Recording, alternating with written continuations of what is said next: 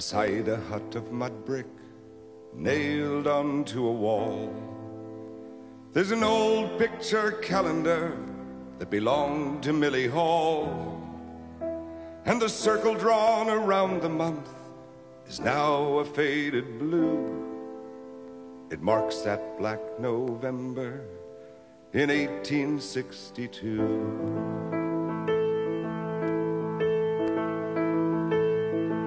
Well, Millie Hall was just a girl. She was 19 years but old. The lines on her face gave light to her age. She'd hardened to her world. But sometimes with a tenderness, she'd show a woman's care and show that love could not be crushed in a cruel and barren world.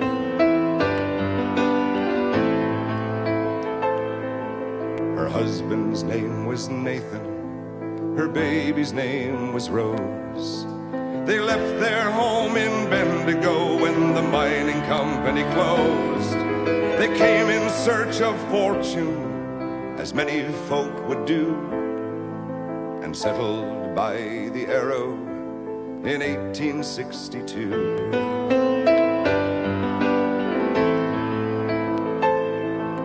And then one clear November morn, after they were dressed, Millie Hall fixed breakfast with the child at her breast. And Nathan roped his pick and spade and tied his gunny sack. He kissed his family both goodbye and said, "I'll soon be back."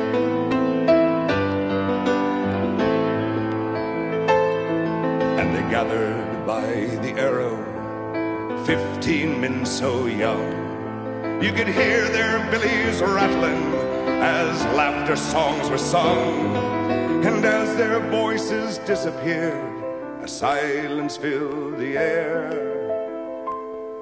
Somewhere in the northern skies, the wind began to stir. The baby lay down sleeping in the quiet of the afternoon. And Millie Hall was thinking the men would be back soon. The storm clouds left their hiding place and rolled across the sky. And raindrops beat the iron roof. She heard her baby cry.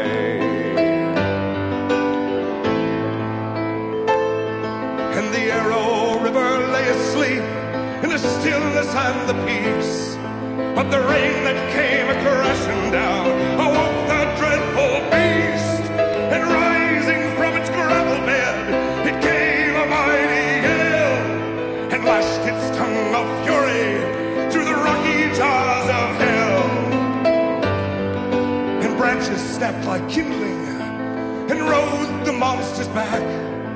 And down came rocks and shovels, a billy and a gunny sack. Well, 15 men had perished, 15 men so young.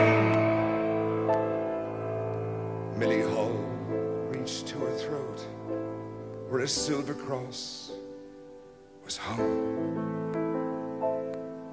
Now 15 boxes lowered to 15 open graves. And the Reverend told the silent crowd of how Lord Jesus saves.